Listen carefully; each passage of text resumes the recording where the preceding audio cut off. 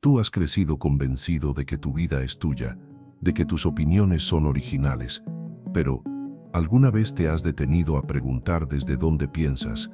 ¿Qué fuerzas realmente mueven tus deseos, tus miedos, tu forma de ser? Imagina a Europa en la década de 1880. La religión se desmorona, el clero pierde su poder, la industria convierte la ciudad en una monstruosa máquina. Nietzsche observa, los viejos dogmas caen, pero en ese vacío no nace la libertad, sino nuevas cadenas. Surge la moral de esclavos, una arquitectura invisible con millones de obreros colaborando, sin siquiera darse cuenta, en la edificación de su propia cárcel. La mayoría no necesita un carcelero, se convierte en arquitecto entusiasta de su propia celda. ¿Crees que esto es historia lejana? Hoy tú portas otra insignia, la de la virtud digital. No necesitas ya un cura ni un rey para dictarte qué es bueno o malo. La moral ahora te llega embotellada en likes, algoritmos y tendencias. El miedo a ser excluido en redes pesa más que la excomunión de cualquier iglesia. Si todos somos tan libres e independientes, ¿por qué el miedo a ser marginados dictamina cada decisión? Déjame incomodarte. Tal vez sientes orgullo de tu rebeldía.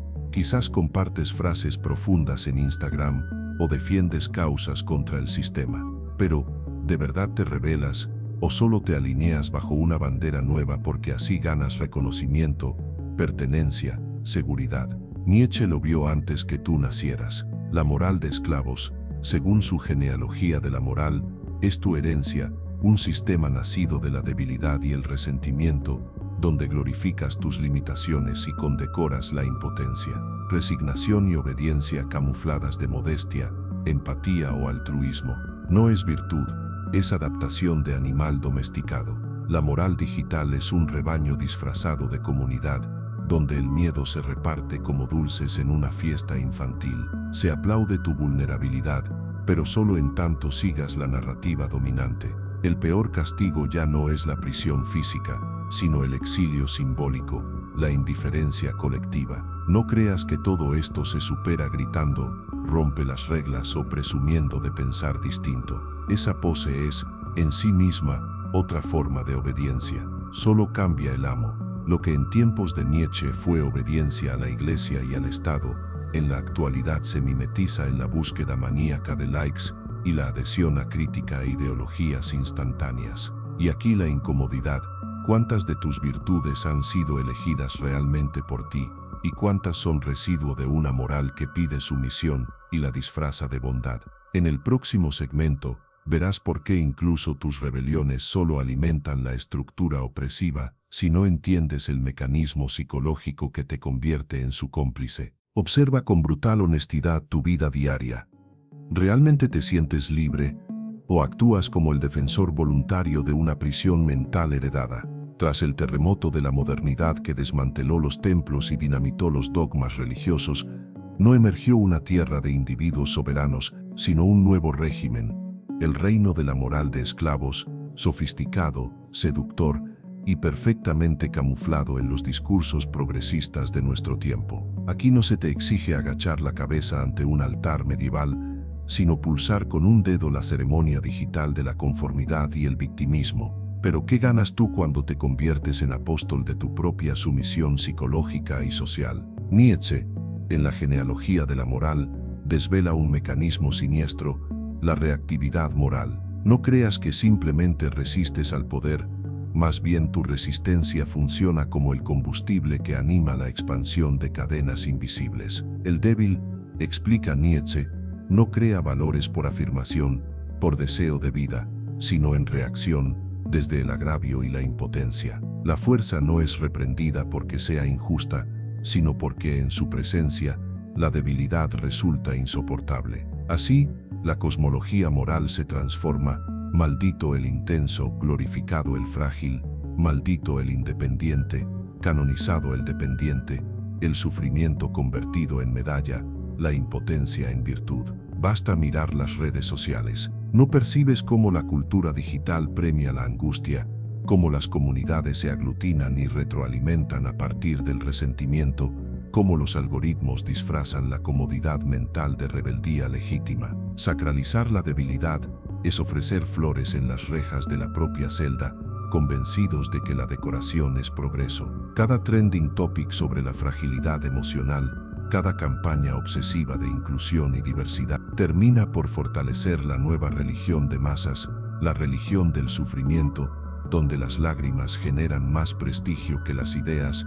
y que cualquier intento de fortaleza es sospechoso de crueldad o arrogancia. La moral contemporánea funciona como un antivirus defectuoso. Al pretender defenderte, refuerza la infección. El sistema te premia por sentirte herido, ansioso o marginado, no por la superación, sino por la exhibición calculada de tus heridas. El ciclo es perverso. Mientras más celebras tu debilidad, más refuerzo recibes, y cuanto más refuerzo, más atadura. La defensa maníaca de la fragilidad no será el síntoma más claro de una época domesticada. No es solidaridad, es la industrialización del padecimiento y la construcción en masa de identidades ancladas en la minusvalía. Ahora entiendes, no solo vives dentro de las paredes de una cárcel invisible, sino que compartes la llave con millones que festejan cada día la imposibilidad de escapar. Has erigido tu templo sobre el altar del agravio y lo mantienes limpio y activo con cada clic, cada confesión pública de debilidad, cada nueva denuncia celebrada. La pregunta ya no es solo por qué estás ahí, sino si tienes el coraje de mirar hacia la puerta entreabierta. A continuación, ¿existe una verdadera salida, o toda rebelión es solo otra máscara que perpetúa el mismo ciclo? ¿Nunca te has preguntado si realmente deseas lo que deseas? Es fácil pensar que eres dueño de tus elecciones, que la moral que sigues te pertenece, que tu camino es genuinamente tuyo. Pero Nietzsche, en la Europa de 1880, veía otra cosa.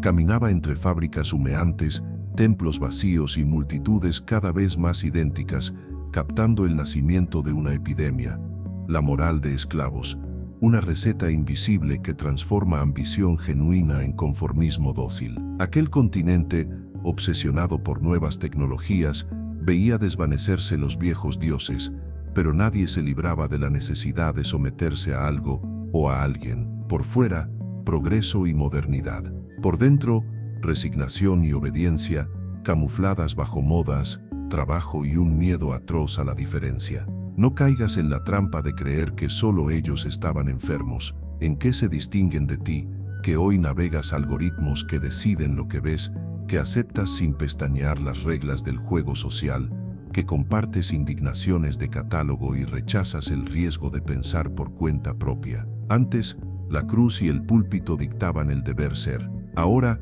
son la viralidad, la aprobación y la economía de la atención. La sumisión se digitalizó, pero el veneno sigue intacto.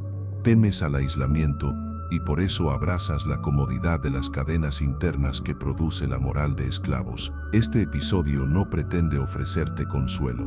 De hecho, busca privarte de esa paz hecha de mentiras suaves, porque cuando aceptas los valores heredados sin interrogarlos, te conviertes en cómplice invisible de un sistema que no hace falta que te oprima desde fuera, basta con que te enseñe a replicar tu propia jaula. El enemigo ya no está en los altares ni en los palacios industriales, está en la rutina y en ese susurro interior que justifica cada renuncia, cada acto pequeño de sumisión. Y aquí viene el golpe brutal: si la moral de esclavos persiste, no es solo porque te la imponen, sino porque tú mismo la recreas, cada día, con cada gesto de resignación. Nadie te obliga a obedecer, lo eliges, y al hacerlo, te haces menos libre de lo que podrías soportar admitir.